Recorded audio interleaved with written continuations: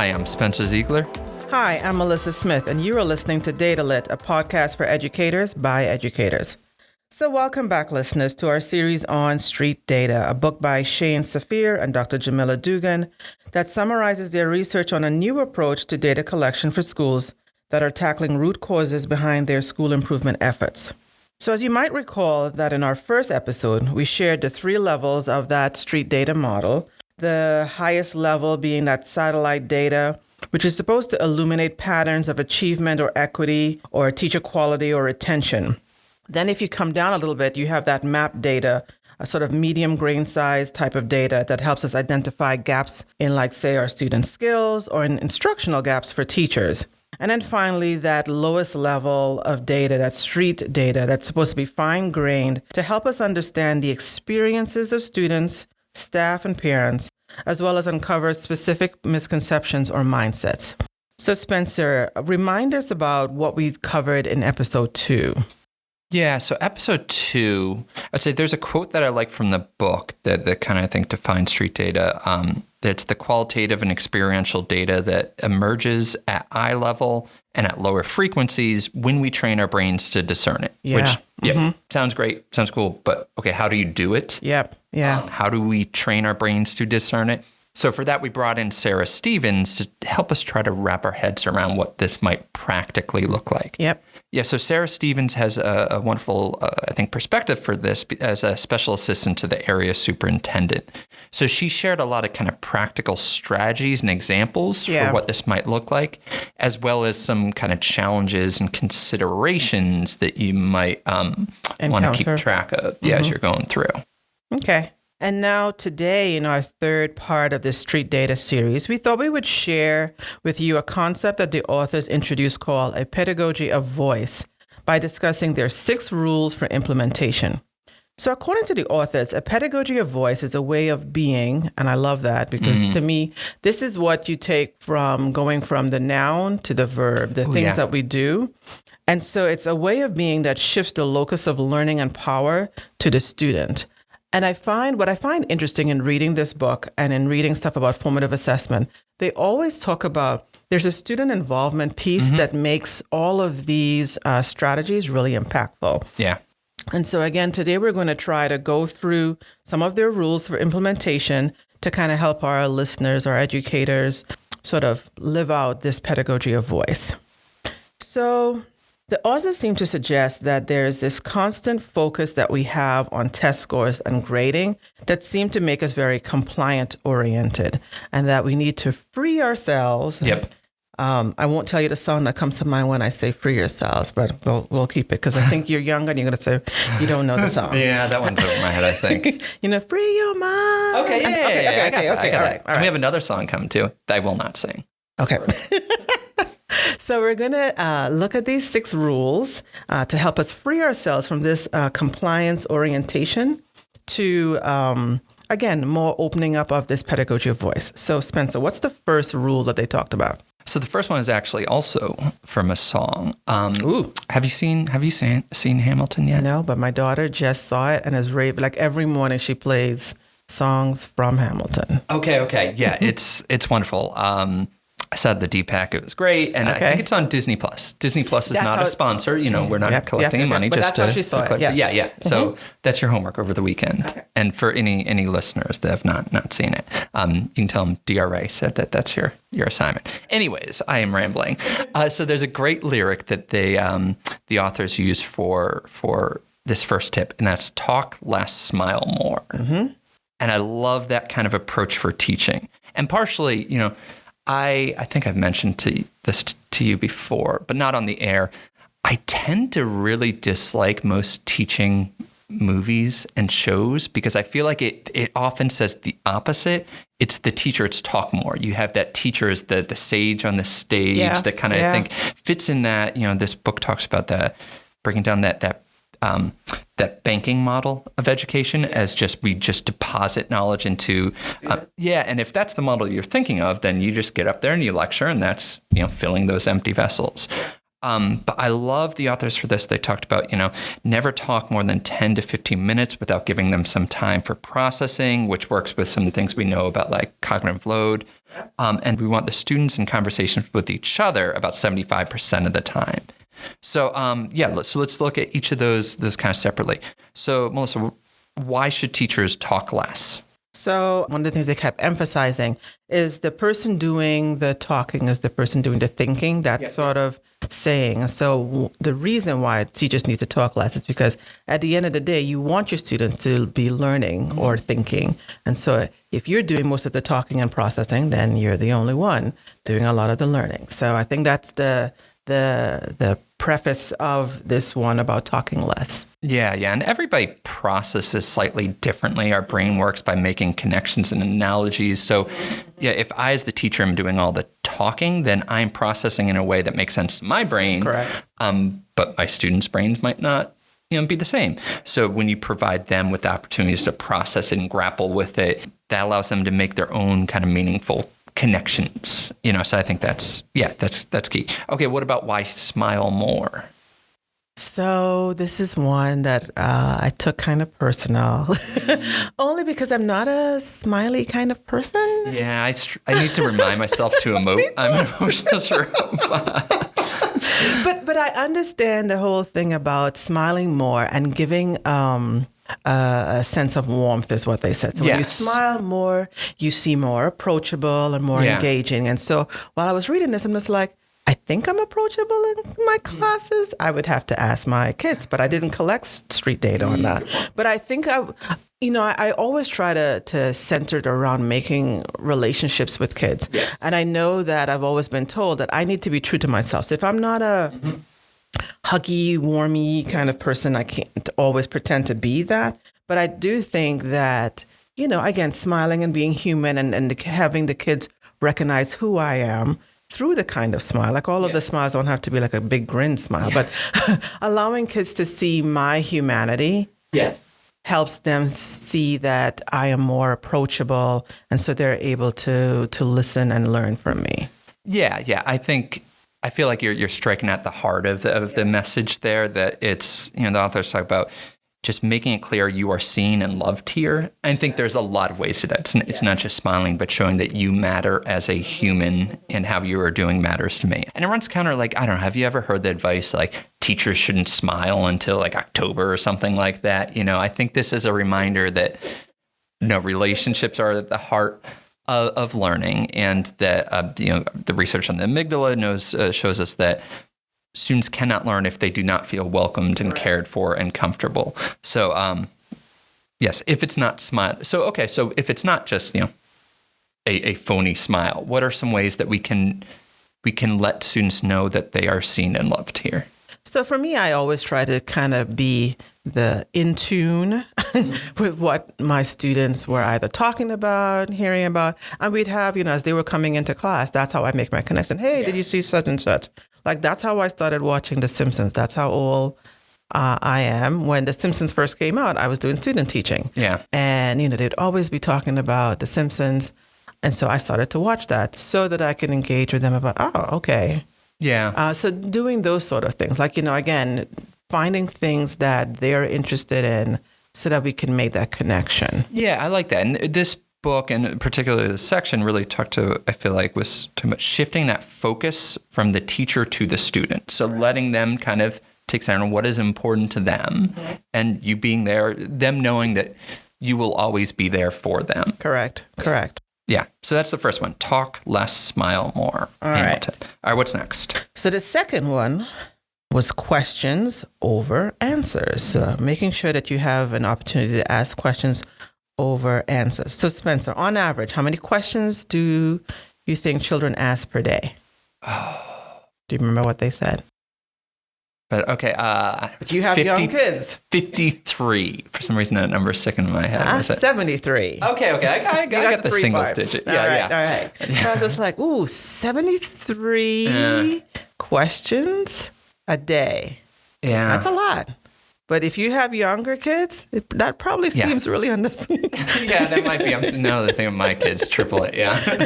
It might be on the light side. And the reason why the basis for this rule is that children are naturally inquisitive. So how can we build on that? When they come to us, they have a curiosity that we need to sort of nurture and build upon. So in order to shift, that cognitive load, they say it's important to create a culture of inquiry in our classes. But the thing that also struck me because of the work that we do with teachers is that it's not just in our classes, but in our professional learning spaces. Yes. So I was making a lot of notes like, okay, how can I, in the work that I do, use that stance in when we're doing professional learning? Because again, this is not just for children, but I think as adult learners as well, we can benefit from a stance of questions over answers. And making sure, there's a quote that really hit hard that I mentioned, the children who dare to ask questions sometimes risk being pathologized as disruptive and off task. Mm-hmm. So really just embracing that it's a wonderful thing that students might be grappling with the material and kind of throwing out questions there. Sometimes it puts us on our heels because that's not necessarily what we planned and we feel like pacing and stuff like that. And a reminder that because we're not using the banking model of education, it is not our job to have and deposit the answers. I like this, said never tell students something, figure out for themselves. I like that putting one. It back on the learners, but like, great question. How can you find out the answer? Yeah. I found it fascinating, that experiment that they had where they had the students visit each other. Yeah. Like I know even in our district, so, we recently had a project where principals got to visit another principal's school. So we do where we have adults visiting other adults. But I wondered what that would look like to have students visit another school. And while that might be a lot to coordinate, thinking smaller scale. So what would it be like for one third grade class to visit another third grade class?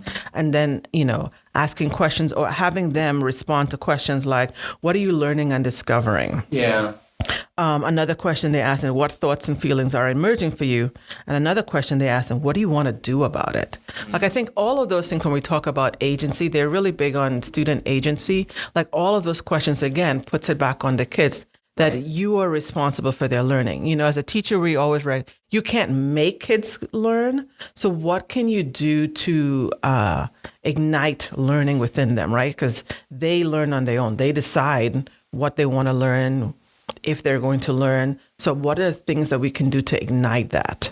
Yeah. And especially to your point, that 73 questions per day or something, just knowing that like there is an innate curiosity in everyone, but especially kids as they're developing, growing, figuring out how the world works, that maybe it's just about kind of routing that and making sure that the way that we play school doesn't set up dams that block that natural flow of curiosity. Another thing that they talked about that I remember in the classroom, like it's not like, this is not like rocket science, right? Yeah. But it was the intentionality to make sure that we're teaching kids, how do you ask questions? So how do you ask questions of your own? How do you ask questions of your peers? And how do you ask questions of your teacher? Like all of those things are things that we need to model for our kids so that we build that culture of inquiry. It's not just saying, oh yeah, we're going to ask questions. Like there are different levels of questions, and each one of them, there's a skillful art to doing each of those. So helping kids understand how we do that.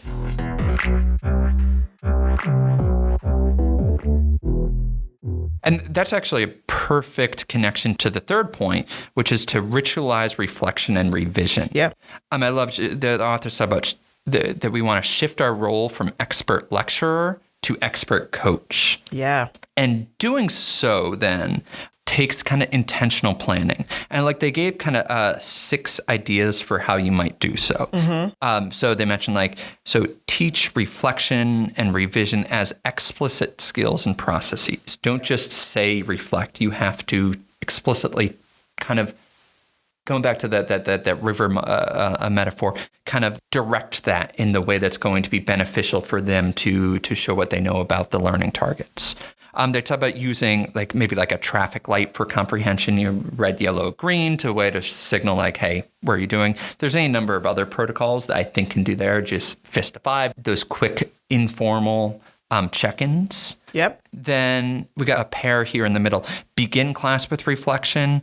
What did you learn yesterday that stuck? What's still confusing? That's where, time is a scarce resource. So sometimes I know I didn't always take advantage of the primacy and recency effect, the beginning and end of class, but that's going to be a great time to do so. Because on the flip side, they say at end the week with a reflection protocol, what's one thing that you're proud of? What's one thing that's standing out in your memory?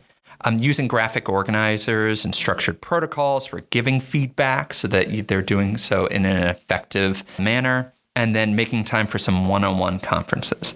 So those were 6 ideas. I think everybody would say yeah, that sounds great. The but probably comes from time, right?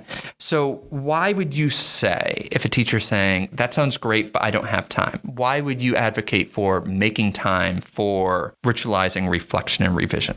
So it's one of the things that I think I came to understand the longer I was in education, right? You don't have time. But it's sort of coming to the realization it's either I put time in now so I don't lose time later. Right. And it's a gamble, right? As teachers, you got to let go and be brave enough to risk, okay, this is going to take some time. Let me invest in the time now. So invest in the time in the beginning. Yep. Otherwise, if we don't do that, I run the risk of, again, spending time doing a lot of remediation just to get them caught up. So if I can plant good seeds in the beginning, think of what the rewards are. And I did see that. But again, to get to that point took some time because I had to be willing to take a risk and say, okay, I have all of this content to teach. How am I going to be able to do that? And so again, tying different things in and finding the time to do those things. Yep. Perfect. I like your use of the word invest. And that goes back because it is not the banking model. It's not just, I need to, once you deposit learning once, then you can kind of move on. Right. That students need to kind of process. And essentially learning is the ability to store something in long-term memory and be able to, in the right time and manner, bring it to your working memory so you can do something with it. And you do that through retrieval practice. And the more practice you have pulling something from long-term memory, the more it strengthens those neural connections. So yes, when you invest time to give them that practice of using what they had learned a week, a month, a year before, the more you're strengthening that. And that is a good investment.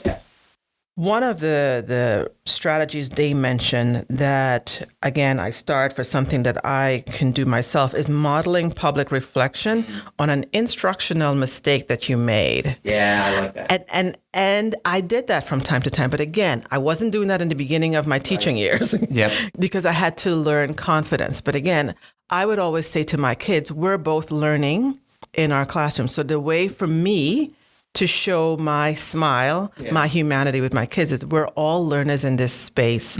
You are learning math and I'm learning how you learn math. Yeah. Right. And so to be able to be like, oh, I was coming in with this lesson doing this, but this didn't work. Or even I would do the same lesson or a version of the same lesson for my different classes. By the time I got to the 4th period, I'd actually be saying that, hey, I tried this with the other classes. And so I'm ready to tweak. And this is what I'm going to try, just doing little things like that and being open with them so they can see that vulnerability that I am also having to be flexible. I'm being a reflective practitioner in front of them and making changes and giving them a view into what that looks like at a adult level. Yep. And 2 quick plugs for this, and really for all these. One, non-surprising, I think digital portfolios can be a great way to systematically put this in because the reflection of company. And also, our Office of Professional Learning has this fantastic series, Cognitive Coaching. Oh, yeah. That it's a number of days, but it's well worth it. And I think it gives you a lot of really specific strategies and models to use to kind of think about how you can ritualize reflection, how you can think about questions over answers and a lot of these points. We'll put that in the show notes. Okay. So that modeling public reflection kind of leads to that 4th rule about making learning public. So this rule is again about providing students with the opportunity to design and teach lessons. And again, I read this and it's like, yep, I've heard this in my educational career as something to try with students. But again, we get into that whole compliance orientation. You're like, oh, that's going to take too much time for them to do it, so I'll just do it. But again, if we're talking about shifting that cognitive load from myself to the students, the importance of making learning public.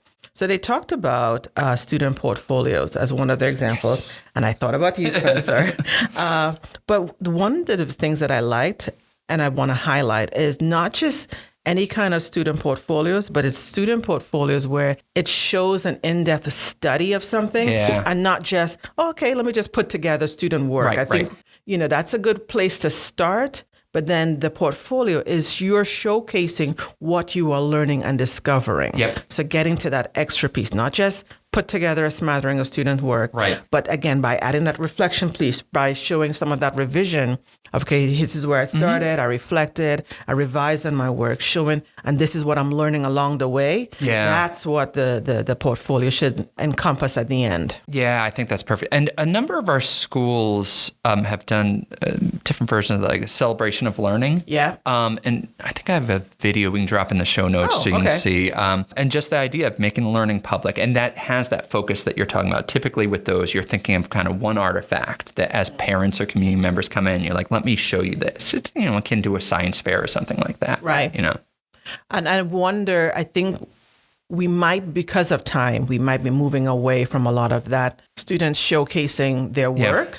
And how can we get back to those? It's like you said, science fairs. And they used to have a day where parents would come in with students and they're saying, this is what I'm learning. Are you showing them? Student-led conference. Student-led conferences. That was it.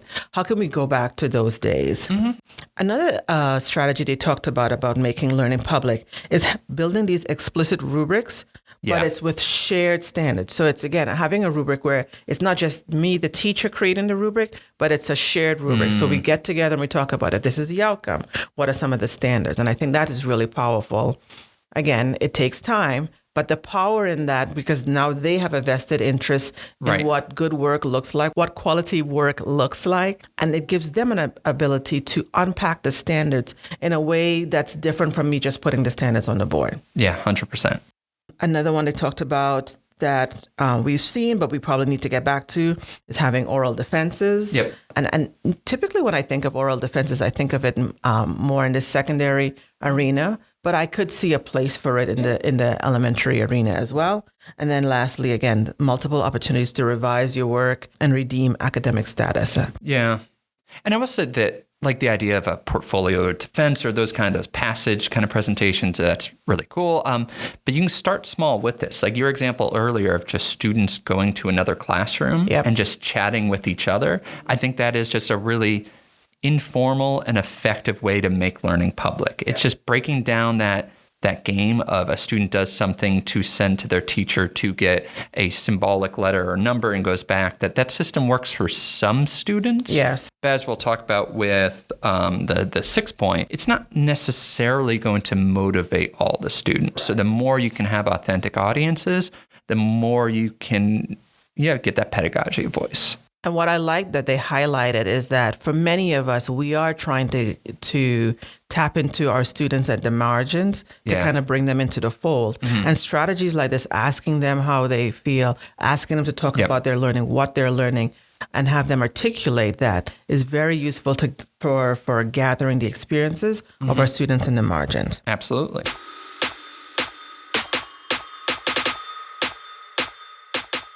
All right, so what's the fifth one? So the fifth one is to circle up. And I like this, I feel throughout this conversation, we're talking about shifting that focus point from the teacher to the student. And one visible way that you engage that is just kind of when you walk in a classroom, just looking at where the desks are, the tables are, and what is the actual focus point? What are they facing? Because that's going to be the emphasis. If they're all facing the teacher, then that's saying the teacher is the emphasis. But if they're facing each other, then that's, I think, giving a tangible sense of just where the learning and processing resides. I think one of the things I liked about that is that it doesn't have to be, I don't think they're trying to infer that it has to be always physical, make a circle. Like if you can't, because a lot of our classrooms at this point, they are what they are. Right. You may not be able to turn all of your desk in a circle, but are there opportunities where you and your students could stand in a circle? Yeah. Is it that I can do that in the classroom? I mean, I remember times we would go out in the hallway to do that. Yeah. Like, are there opportunities to make a circle to give that sense of belonging? So it may not always have to be turn all of your desks to make a circle, but how can we stand shoulder to shoulder? Yeah. Right, to do that in a physical space without like pulling all of the desks and doing that. Yeah, that's good. Similar to that, smile more, thinking of it metaphorically. I think that circle up can be thought of there too. And there's a quote in the book that I think applies to both, that the circle kind of sends a message. You belong here just as everyone around you belongs here. I want to see your face and hear your voice. Yeah. It doesn't necessarily need to be on day one, you put your desks in a circle and you never move them. It could be based on the activity that's appropriate. What are some activities that you think would benefit from some version of getting the kids facing each other in some circle-esque position? What do you think? So I like Socratic seminars. That's the one that came to me because, again, this is not something new, but this is what we have learned about in recent years. And it is also very helpful in terms of, again, that one, again, they start off with that circle. Yeah. And what I liked about this is it tied that. I didn't know why we were doing that circle. It just said in a Socratic saying, face a circle, or even in fish bowls, again. But that whole equity piece, where we, nobody is in a higher position than the other person. I think I like that aspect of it. Yeah, I think those are great. Lit circles, doing that inner outer circle, I think can be helpful. Have them like rotating through a quick way to get everybody's voice connected. I'm like the idea of just kind of putting a table in the middle with some model or resources, having kids kind of tinker with it. Each of these, I think, is a way to center the student voice and also to probably allow for some really authentic feedback, which probably brings us to the last point. What was that one? So that one was feedback over grades, our favorite topic. Yep. Grading. And so with this one, what I found interesting in reading this one is they talk another new phrase, wise feedback, right? Where wise feedback encompasses describing the nature of the feedback and then emphasizing and explaining to the students the standards that were used to evaluate their work. And the part that I think that I've never thought about is the part where they say explicitly state a belief that the student has the skills needed to meet those standards. I was like, wow. Now that's where we could take it to the next level. Because I know you and I, we've done a podcast on descriptive feedback. Yep. We can drop those in the show notes. And we can drop that in the show notes. But that piece, I was just like, I have not really thought about that. Like, how do you convey to the student, like, okay, so this is where the learning target is. This is where you need to get to that target. Now go off, and I believe that you have everything that you need to do to get it done. Yeah, especially because I think when sometimes perhaps our systems implicitly state a belief that the students do not have the skills to meet those standards. So we need to really consciously counteract that. Yeah. So again, it ties back to what we said initially about what street data is. It is really trying to get down there at the very, very fine-tuned level to things that you don't usually pay attention to. Because I said, you give feedback to students, but in your feedback to students, are you conveying to them that they have the ability, that you believe in them? Yeah. Like how powerful is that as well? To not just giving the feedback, what you say, but how you say it, for them to then move forward. Right. And that's powerful. And the fascinating thing I think about this topic is it's so simple yet so complex. Yeah. I love this quote. Every moment in the classroom is an opportunity to gather street data on the cognitive complexities of learning. Yeah. So this isn't something that we need to create some complex assessment for, that we need like the district, the state to provide. Just every moment, if we just kind of pause and notice and shift the focus from us, the educators, onto the students, is a way to do so. Yeah, like there's the strategies that they shared with the feedback over grades. When I looked at them, I was like, oh, this seems to be everything that we kind of talked about in terms of standards-based grading, right? With the stop grading homework, not measuring participation, allowing for late work, redos and retakes, giving students an opportunity, eliminating zeros. I think we've done a really good job with all of those things. I do like the part that they say make time for narrative feedback and student conferencing. And I think that's something that we could improve upon. Like we might do the narrative feedback or the descriptive feedback. Yeah, single point rubrics an interesting way to do stuff. But the student conferencing, like allowing time, allowing for that time for, and it might not be an everyday thing, but allowing time for students to come and sit side by side with you to then go through that feedback. Again, I wonder the dynamic of that. What would that do? Again, if we're trying to not have this sort of hierarchy, teacher on top and student below, but it's more like we're side by side together. Then again, that having that opportunity for that student conferencing, I think is very, very ideal. And then I think another one that he talked about is, again, using that descriptive and criterion-based rubrics instead of points, right? So not all of these things, because again, I know as an educator, we have to have that final grade. But before you get to that final grade, all of the opportunities that you have to show and master what it is that you're learning, how can we give feedback in those areas that can then help you improve to get to that summative point? Yeah, and we can drop in, we had an episode creating culture of feedback, and we had an episode series on grading. One of the big takeaways for me was remembering that feedback and grades serve two different purposes, and not to muddy those up. The grades are a communication kind of thing. But in terms of actually instructional changes and students kind of grappling with the content, that's really feedback should be take primacy there. And in fact, when feedback is tied to grades, they oftentimes miss the feedback and just focus on the grades because that is that identity level. So being really conscious of, does this need a grade? And if not, the feedback is going to be helpful, or if nothing else, just delaying the grade so they have time to process that feedback. Right. And again, helping students to get out of that focusing just on the grade. Getting out of that mindset. Because I think some of this is not just about a shift in teacher mindset, but a shift in student mindset as well.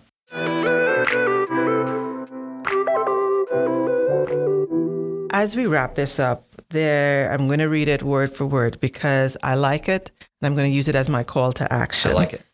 So they said in the book, if you're a teacher struggling to break free from traditional methods, breathe these ideas in and let them settle in your mind.